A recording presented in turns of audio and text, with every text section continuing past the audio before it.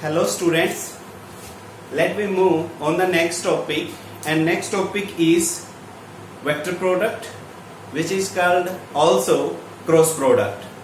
In the last or previous lecture you have seen over there are two types of vector product, scalar product and vector product, or it is called scalar product, it is called dot product, and vector product is also called cross product.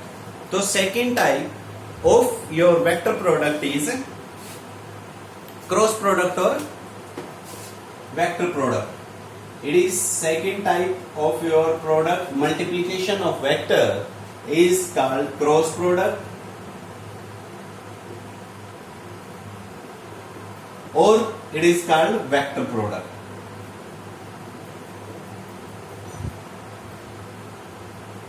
Vector product.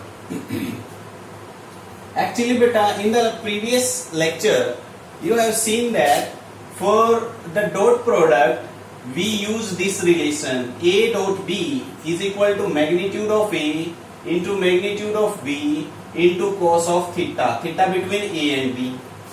Here we will use a relation, and this relation is vector A cross vector B is equal to magnitude of A into magnitude of B and into sine of angle between them theta and n cap.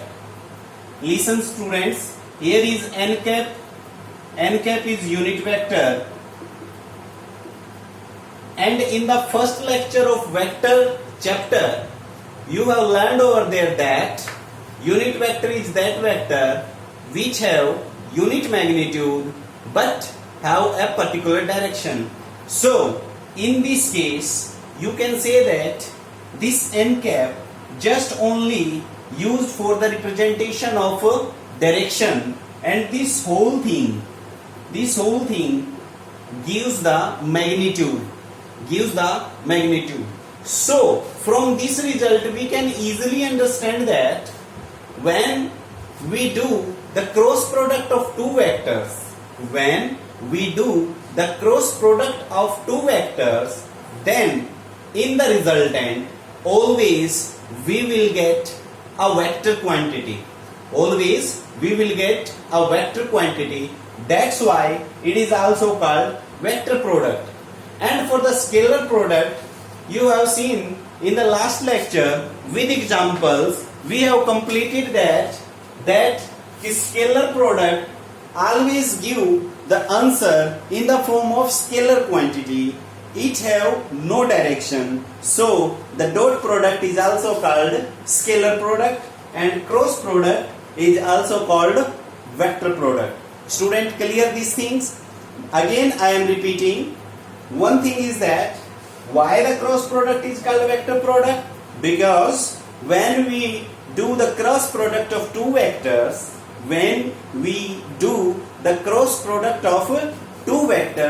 then as a result we always get a vector quantity with a direction. We get a vector quantity.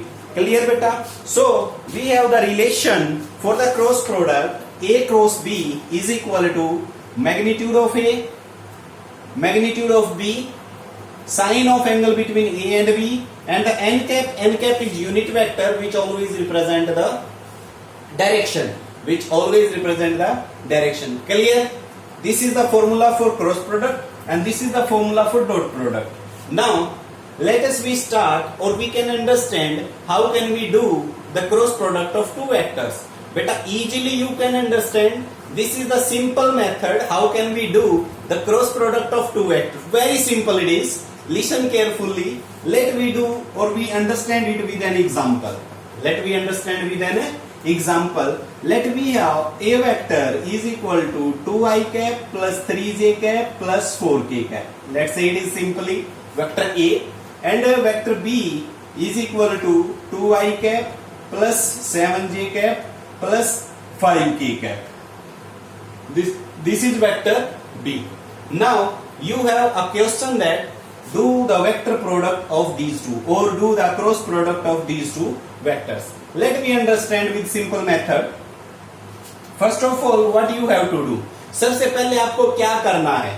Simply समझो बेटा, बहुत ही simple काम है. We have two vectors A and B. A is given this and B is given this. So first of all, we have draw these two parallel lines. Done. First step is this. Second step, write here I cap minus j cap and k cap. Write here I cap minus j cap and k cap. Listen students, I think you know these things what are. I think what are these things you know already, because in the previous lecture we have completed these things. What is I cap, what is j cap and what is k cap. Again I am repeating here. I cap is the direction of x-axis, j cap represent the direction of y-axis and k cap represent the direction of z-axis. Second step completed. First step क्या था? Draw two parallel lines. Second step क्या था? I cap minus j cap k cap we have write over these two lines. Third step, write the coefficient of these two vectors. Listen students, if you are doing A cross B, if you are doing A cross B and if you are doing B cross A, these two both cases are different. If you are doing A cross B, then firstly write the coefficient of A. First you have to write the coefficient of first vector and after that you have to write the coefficient of second vector. If you are doing this job A cross B, then write the coefficient of first vector A. What are these? 2, 3 and 4. 2, 3 and 4. We have completed. We have written the coefficient of vector A. And now the vector of coefficient of vector B. 2, 7 and 5. 2, 7 and 5. Listen student, I am telling again, if you are doing B cross A, if you have a task to cross B cross A, so when you are doing B cross A, then write first the coefficient of B and then write the coefficient of A. Clear these things. Clear beta? Now we are doing this A cross B. So firstly we have write the coefficient of A and then after that we have write the coefficient of B. Clear? 3 steps we have completed. Fourth step, simply. Fourth step is this. When you are doing the cross product, I cap, मैं यहाँ पे हिंदी में बता देता हूं एक बार. I cap है यहाँ पे.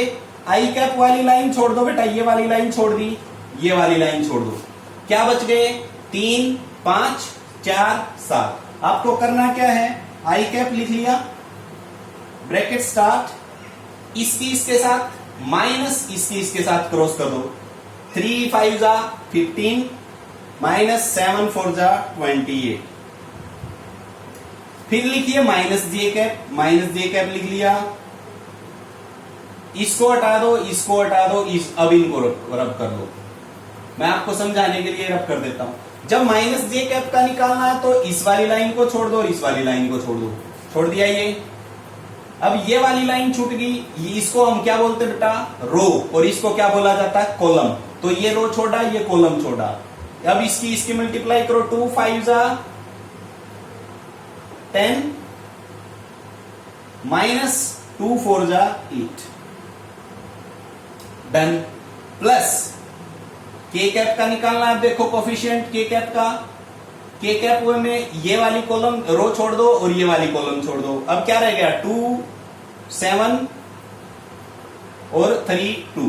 तो के कैप ब्रैकेट स्टार्ट, क्या लिखा जाएगा? के कैप में इसकी 2 7 जा 14 माइनस 2 3 जा 6. अब कई बार क्वेश्चन आ जाता बेटा. आपका क्वेश्चन क्या होगा? कई सारे बच्चों के दिमाग में ये बन गया कि जैसे हम आई कैप का लिख रहे कोफिशिएंट, आई कैप में हमने क्या किया था? आई कैप में हमने ये किया था कि जी ये वाली लाइन है, ये छोड़ दी और ये छोड़ दी. अब दिमाग में क्या आ गया कई बच्चों के कि सर 3 की 5 से मल्टीप्लाई करोगे. नहीं, हम तो पहले 7 4 जा करेंगे, आगे लिखेंगे. नहीं बेटा, स्ट्रिक्टली आपको मैं यहाँ मना कर रहा हूं, नहीं करेंगे ऐसा। आपको हमेशा ही यहां से यहां, ऊपर से इधर और इधर, मैंने तीनों टाइम आपको क्रॉस प्रोडक्ट करके बताई है। तीनों टाइम जो बोला है, जो किया है आपको बोर्ड पे, उन्हीं स्टेप्स को ओबे करना है, उन्हीं स्टेप्स को आपने ओबे करना है। क्लियर होगी ये बात? क्लियर होगी? बस, क्योंकि इसमें है ना बेटा बहुत सारे रूल हैं, उन बहुत सारे रूलों को मैंने बाउंड कर दिया, आपको मैं बाउंड कर रहा हूं। रूल्स ना बताने के बजाय आपको मैं बाउंड कर रहा हूं, क्योंकि जब आपको एक ही रास्ता दिखाया जाएगा तो आपके चांस रहेंगे गलती करने के कम। तो इसीलिए मैं आपको ये कह रहा हूं, स्ट्रिक्टली आपको ऊपर से नीचे जाना, फिर यहां नीचे से ऊपर, बीच में माइनस का निशान देके, जैसे मैंने किया है। आप वीडियो में रिपीट करके देख सकते हो कैसे किया है। तो अब आप इसको वापिस कर लो भाई, देखो सोल्व। आई कैप 15 में से 28 गए, कितने बच गए भाई? Minus of 13 minus J cap into 10 minus 8 2 plus के cap into 14 minus 6 8. So easily you can write this in the form of like that, 13 I cap minus 2 J cap plus 8 K cap.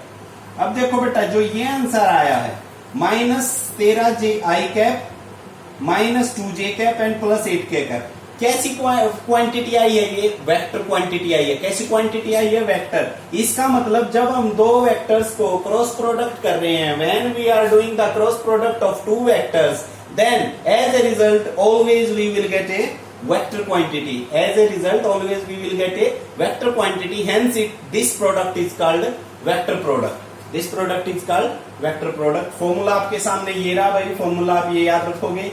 Cross product मैंने आपको करनी सिखाई है। चलिए एक example से और हम सीखते हैं क्रॉस प्रोडक्ट कैसे की। एक और एग्जांपल लेते हैं।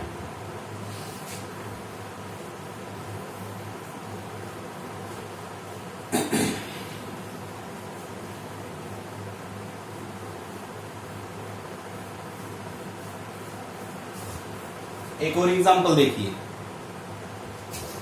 मान लो let we have two vectors, vector A is equal to minus 3 I cap plus 2 J cap minus 4 K cap and vector B is equal to 2 I cap minus 7 K cap J cap plus 2 K cap, and we have to find the cross product of B cross A. अब क्या निकालना हमें? B cross A. B cross A देखिए भाई, first step, शाबाश बेटा याद करो। फर्स्ट स्टेप क्या था? Draw two parallel lines, very good. Second step क्या था? Write I cap, J cap and K cap over the these two parallel lines. Third step क्या था? शाबाश याद करो, थर्ड स्टेप क्या बताता? अगर आप बी क्रॉस ए कर रहे हैं, अगर आप बी क्रॉस ए कर रहे हैं, then we have to write the coefficient of B firstly. So write the coefficient of B 2 minus 7 and plus 2, ये हो गए। फिर भी ए के लिखने हैं, ए के लिखो -3 2 एंड -4, डन। अब हमें इनका रिजल्ट निकालना है, तो देखो बिल्कुल सिंपल ही है। क्या रखेंगे? आई कैप का कोफिशिएंट फाइंड आउट करने के लिए ये कॉलम दबा दो, ये रो दबा दो। 7 4 की मल्टीप्लाई करेंगे तो -7 -4 प्लस 28 माइनस 2 दूनी 4 हो गया। फिर माइनस जे कैप इंटू, इसको छोड़ो इसको छोड़ो, 2 4 की -8 माइनस 6, ये कंप्लीट, प्लस के कैप, के कैप के इंटू ब्रैकेट देखो भाई क्या आएगा ब्रैकेट में। के कैप ये वाली लाइन छोड़ दी, ये वाली लाइन छोड़ दो, 2 2 जा 4 माइनस माइनस ये प्लस हो जाएगा 21, माइनस ही आ जाएगा बेटा, क्योंकि माइनस माइनस प्लस तो ऑलरेडी हो ही चुका, और माइनस हमने क्या लगाना है? जो रूल के अकॉर्डिंग हमने माइनस वो लगाना ही है। तो यहां से देखिए अब क्या बन जाएगा? 24 माइनस 4, 28 माइनस 4 24 आई कैप। यहां से -8 प्लस 6, -8 प्लस 6 -2 यहां पे क्या हो जाएगा भाई? प्लस 2 जे कैप। और ये 4 माइनस 21 मीन्स 17 ऑफ माइनस 17 आ जाएगा माइनस का, तो -17 के कैप। ये आपका आंसर हो जाएगा, cross product of these two vectors. अब एक बात सुन लो भाई, बिल्कुल ध्यान से सुनने की बात है, इसको नोट करने बेटा। एक इंपॉर्टेंट, मान लो बी क्रॉस ए को हम क्रॉस प्रोडक्ट कर रहे हैं तो हमें कोई जेड वेक्टर मिल रहा है। बी क्रॉस ए कर रहे हैं तो हमें कोई जेड वेक्टर मिल रहा है, मतलब जैसे जो ये आंसर आया, ये आंसर मान लो क्या आ गया अपना, जेड वेक्टर आ गया। वेक्टर ही तो है ना ये, इसको जेड मान लिया। अब आपसे ये पूछ लिया जाता है कि जो ये जेड वेक्टर है, इस जेड वेक्टर की डायरेक्शन बताइए।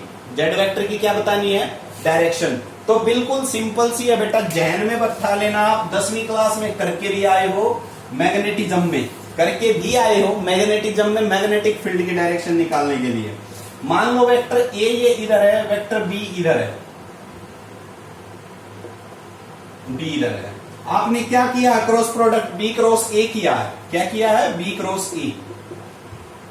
आप अपना राइट हैंड लीजिए, ले लिया राइट हैंड। अब आपकी जो ग्रिपिंग ऑफ फिंगर है, ध्यान से सुनो, ग्रिपिंग ऑफ फिंगर ऐसे, ये अब इधर आ रही है। आपकी ग्रिपिंग ऑफ फिंगर इसके अकॉर्डिंग होनी चाहिए। इसके अकॉर्डिंग मींस कि वी कैन से दैट कि fingers move from B to A. Right hand है, आपकी फिंगर कैसे जानी चाहिए, बी से ए। अब देखो ध्यान से सुनो, मैं अगर फिंगर को ऐसे घुमाऊंगा तो किससे किस तरफ गई है, बी से ए की तरफ। और अगर मैं ऐसे कर लूं तो ए से बी की तरफ, ए से बी की तरफ। अब जा रही है किस तरफ, बी से ए की तरफ। अगर ए क्रॉस बी करना होता, ए क्रॉस बी करना होता तो ये करता, और अब बी क्रॉस ए कर रहा हूं तो मैं ऐसे करूंगा। तो जब बी क्रॉस ए कर रहा हूं तो अंगूठा किस तरफ जा रहा है, देखो बोर्ड के अंदर। और ए क्रॉस बी करूंगा तो अंगूठा कहां रहा, बोर्ड से बाहर। तो इसका मतलब जो ये जेड वेक्टर है ना बेटा, जेड वेक्टर, ये जेड वेक्टर आपका बोर्ड के अंदर, और ये इस केस में अगर ए क्रॉस बी होता तो बोर्ड से बाहर। तो ये जेड वेक्टर की डायरेक्शन बताएगा राइट हैंड थंब रूल। क्या बोलते हैं इसको, right hand thumb rule, right hand thumb rule. तो राइट हैंड थंब रूल, या इसको स्क्रू रूल भी बोलते हैं। कौन सा रूल बोलते हैं, स्क्रू रूल। अब स्क्रू रूल सुन लो भाई, क्यों बोला जाता है स्क्रू रूल। अब मान लो ये ए क्रॉस बी थे या बी क्रॉस ए थे, देखो ये बी है ये ए है। हमें क्या करनी है, हमें पहले तो बी क्रॉस ए करनी है। अब पेच रखो यहाँ पे, पेच, चूड़ी वाला पेच जिसमें चूड़ियां होती हैं।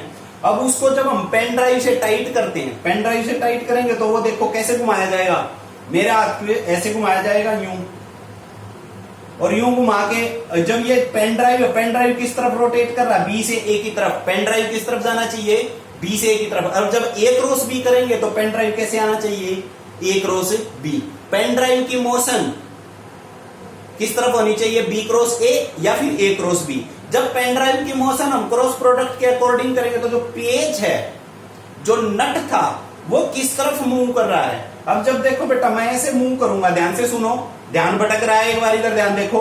जब ये मैं ऐसे मूव करूंगा तो ऐसे मूव करूंगा तो पेज किस तरफ चढ़ेगा, चूड़ियां चढ़ेंगी तो किस तरफ जाएगा, बोर्ड के अंदर। और जब मैं खुला खोलूंगा यानी कि ए से बी की तरफ जाऊंगा तो वो वापस किस तरफ आएगा, बाहर की तरफ। तो ये भी ऐसी डायरेक्शन दे रहा था और ये भी ऐसी डायरेक्शन। तो दोनों को आप कह सकते हो राइट हैंड थंब रूल और स्क्रू रूल क्या बताते हैं बेटा, क्रॉस प्रोडक्ट में जो रिजल्टेंट होता है उसकी डायरेक्शन बताते हैं। ठीक है, इस लेक्चर में हम इतना ही करते हैं। नेक्स्ट लेक्चर में बेटा कुछ न्यूमेरिकल्स होंगे, इनके ऊपर क्रॉस प्रोडक्ट, स्केलर प्रोडक्ट, और जो आपने 2 रूल्स पढ़े हैं, ट्रायंगुलर वेक्टर एडिशन और parallelogram law of vector addition, उनके ऊपर कुछ न्यूमेरिकल्स करते हैं नेक्स्ट वीडियो में। Thank you, have a nice day.